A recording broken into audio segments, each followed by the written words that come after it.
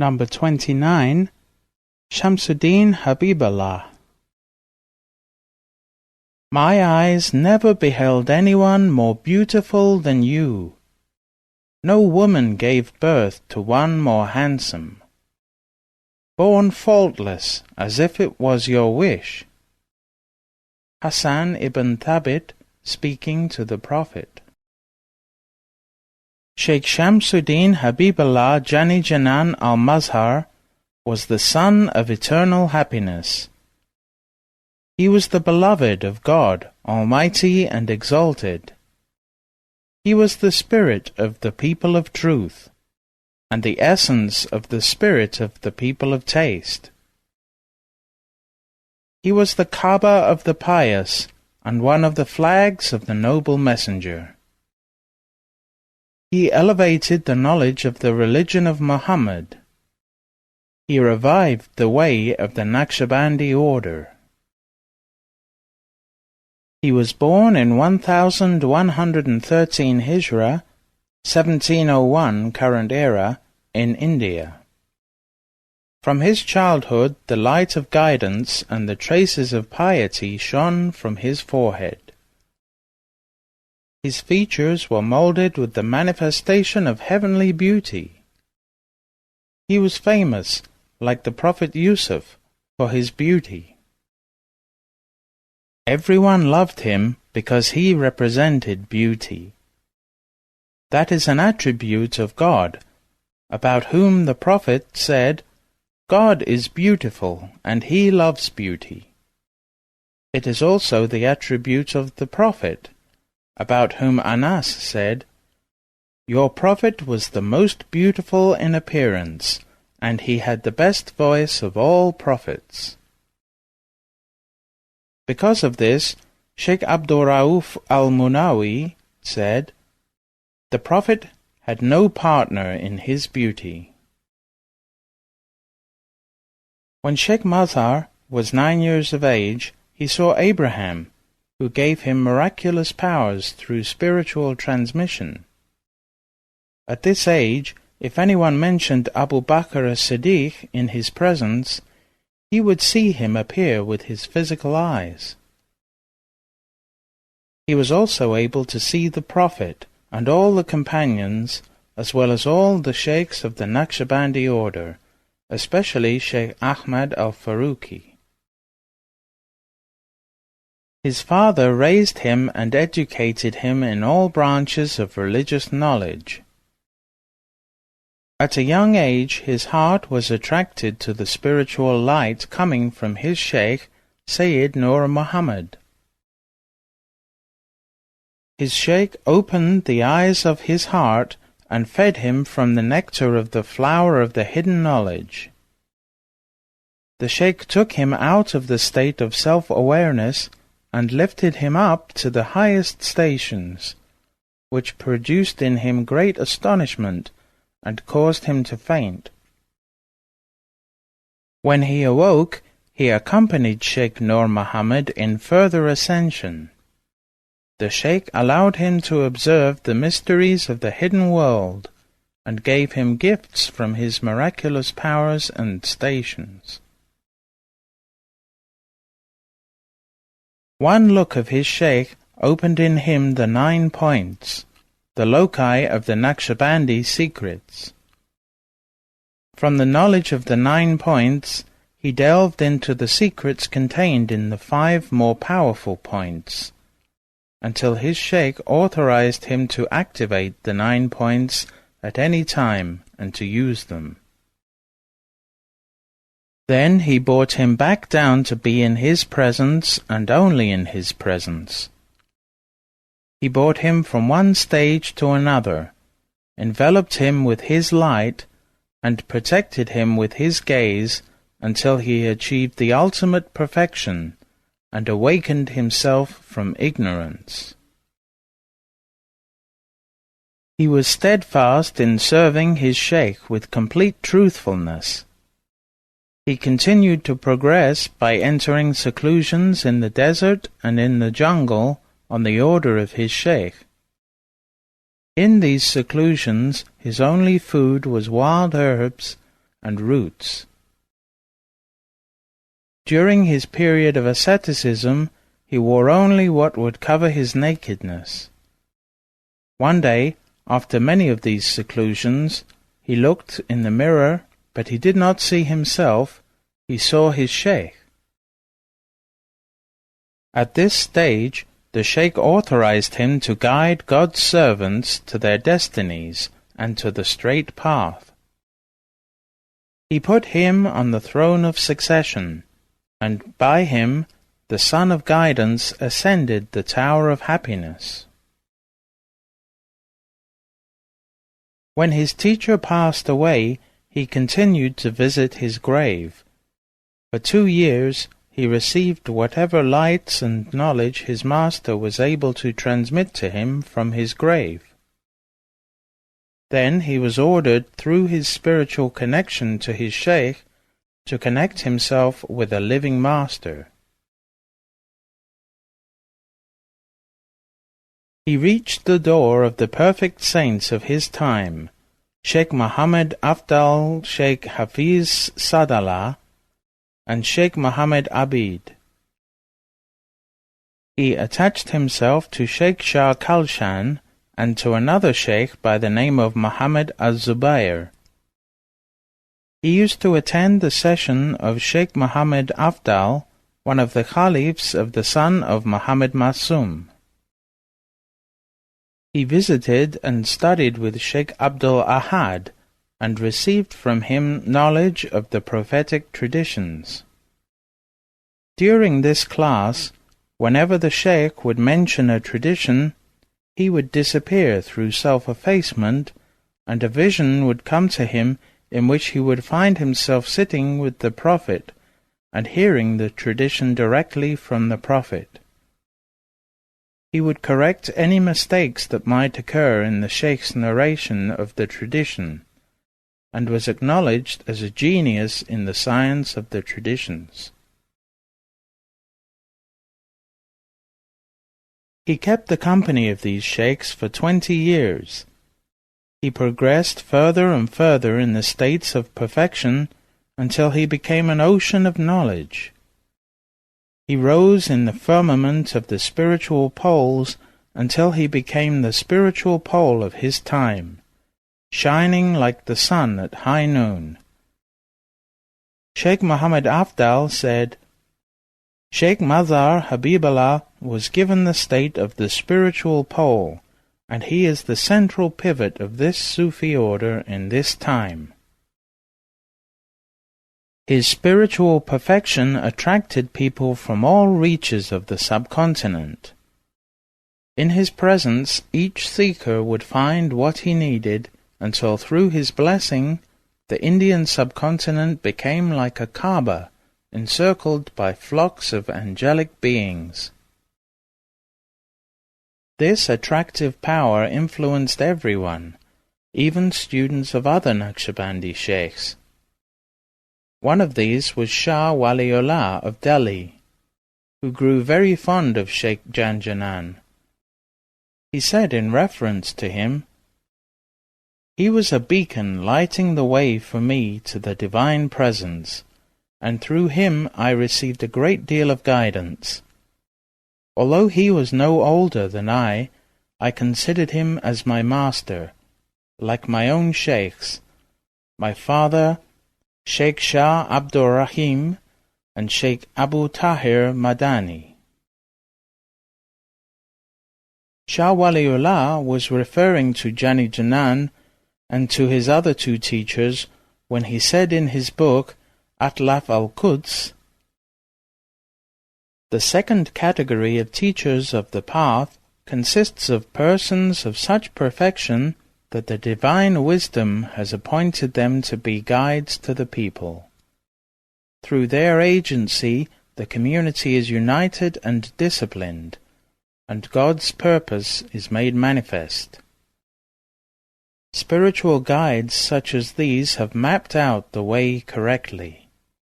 They have prescribed a cure for every disease and suggested a remedy for every hardship." In his noble person were combined the powers of the 4 Sufi orders. He was a master of the Naqshabandi, Qadri, Suhrawardi, and Chishti orders. He used to say, "I received the secrets and knowledge of these orders from my Shaykh, Sayyid Nur Muhammad Badawani, until I attained a very distinguished power in these orders. He lifted me from the Abrahamic stage to the Mohammedan stage, which caused me to see the Prophet sitting in my place when I was sitting in his. Then I disappeared, and I saw him sitting in both places. Then I saw him disappearing, and I saw myself sitting in both places." Shaykh Mazhar said, "Once I was sitting in the presence of Shaykh Muhammad Abid, and the Shaykh said, 'The 2 suns at the 2 ends met, and if their lights were combined and spread throughout this universe, they would have burned everything.'" Shaykh Muhammad Afdal was much older than I, but he used to stand up for me when I entered. He used to say to me, "I am standing in deference to the high lineage that you possess."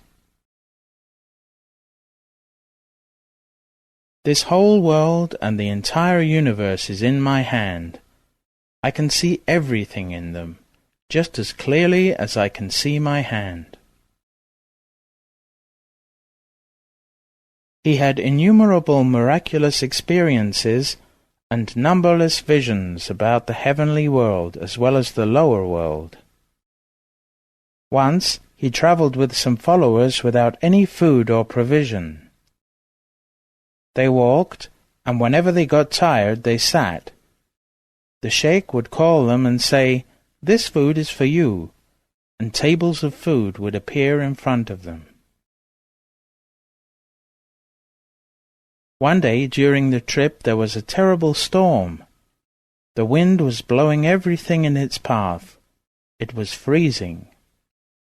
Everyone was shivering because of the cold. Their situation worsened until it appeared that they were going to die in the frozen desert. Then Shaykh Mazhar raised his hands and said, "O God, make it surround us, but not be upon us." Immediately the clouds lifted from around them, and though the freezing rain continued to fall 1 mile away, around them the temperature rose to a comfortable level. He said, "One time I visited the grave of Shaykh Muhammad Hafiz Muhsin. I disappeared from myself, and in a vision I saw his body. It had suffered no decomposition, and his shroud was still perfectly clean except for a patch of dirt on one part of his feet. Through my spiritual power I asked him about that. He said, 'O my son, I will tell you a story. One day I took a stone from the garden of my neighbor and put it in a hole in my garden. I said to myself, in the morning I will return it to him. But I forgot. As a result of that action, the dirt appeared on my shroud. This one action has tainted my shroud.' He said, 'As long as you are lifted upward in piety, you will be lifted up in sainthood.' Once he became angry at a tyrant. He said, 'A vision came to me in which I saw that all sheikhs, from Abu Bakr as-Siddiq up to the sheikhs of today, were unhappy with that tyrant. The next day the tyrant died. A man came to him and said, 'O my master, my brother has been jailed in another village. Please pray to God to save him.' He said, 'O my son, your brother has not been jailed, but he has done something wrong, and tomorrow you will receive a letter from him.' It turned out to be just as he described. He informed his followers of great tidings, and some jealous people refused to accept what he said. He said, "If you do not believe me, let us bring a judge. We will each tell him our point of view, and let him judge between us." They said, "We do not accept any judge except the Prophet, and on Judgment Day we will ask for his judgment in this matter." Then he said, "There is no need to wait until Judgment Day. We will ask the Prophet to give his judgment now." He entered a deep state of contemplation in his heart and was told to recite the Fatiha. This he did, and immediately the Prophet appeared to everyone and said, "Al-Mazhar HabibAllah is right, and all of you are wrong." About creation. Existence is an attribute of God alone. This world is a mere shadow of realities existing in the Divine Presence. The reality of all possible creations results from the action of the divine attributes and qualities on the void. The real existence of all that manifests in physical creation is confirmed as a light in the Divine Presence. Everything that appears in the physical creation is but a shadow of the luminous reality projected by the divine qualities upon the void of non-existence. The world of the divine attributes is the origin of the wellsprings of the created universes. Because all physical creation arises from a combination of God's divine qualities and the void, creation thus partakes of two origins of opposite nature. From the nature of the void of non-existence and nothingness arises the dense qualities of physical substance that in the sphere of human action produce darkness, ignorance, and evil. From the divine attributes comes light, knowledge, and good. Thus the Sufi, when he looks at himself, sees all that is good in him as light from the divine that is reflected on him, but that is not of him. A simile for it would be a borrowed suit of fine clothes, with which the seeker is beautifully dressed, but that does not truly belong to him, and for a while he deserves no credit. Conversely, he sees himself as base substance, full of darkness and ignorance, with a nature worse than that of an animal. With this dual perception, he loosens his attachment to the attractions of the self, and effaces himself, and turns in repentance towards the divine source of all good. With this turning, God fills his heart with love and yearning for the divine presence. As God said in a holy tradition, "If my servant approaches me by one hand's length, I will approach him by one arm's length. If he comes to me walking, I will come to him running." The Last Days. Shortly before his death, Shaykh Mazhar was in a state of great emotion and intense love of God. He experienced a great unhappiness at having spent so long in this transient world. He spent his last days in intense contemplation. When asked, he would always say that his state was that of annihilation and subsistence in God, Almighty and exalted. He increased his dhikr in his final days. As a result of the intense light of attraction generated thereby, thousands and thousands of seekers entered into the way. Each new day would bring 3,000 new people to his door. He would not let one of them go without meeting him. Finally, he became so exhausted that he scheduled only 2 times a day to meet with people. One day, one of his followers, Sheikh Mullah Nazim, asked permission to travel to visit his parents in his homeland. He said, "My son, if you want to go, you may, but I may not be here when you return." This reply went from one mouth to another, shaking the hearts of people, as it indicated that his era was ending. With tearful eyes and broken hearts, people all around the Punjab began wailing and crying. His house was full, and no one knew what was going to happen when he was gone. Then he took a paper and wrote to one of his successors, Mullah Abdul Razak, "O my son, I am now over 80. My life is coming to an end. Remember me in your prayers." He sent him that letter, and he sent many others the same letter. Thanking God for his favors, he said, "There is nothing left in my heart of anything that I have wished to achieve or to reach that remains to be accomplished. There is nothing for which I have asked God that I did not receive. My only remaining desire is to leave this world and be in His presence continuously. God gave me everything except permission to go to Him. I ask God to take me to Him today, before tomorrow. But I do not want to go to Him as an ordinary person. I want to go to Him as God described in His Holy Quran, as a martyr who is always alive. So, O God, make me a martyr in this world, and take me to you as a martyr. This kind of death will bring happiness to my heart, and will cause me to be in the presence of your Prophet, and that of Abraham, and that of Moses, and with all your 124,000 prophets. I will be with all the companions of the Prophet, and with Junayd, and the master of this order, Shah Naqshaband, and with all the masters of the Sufi way.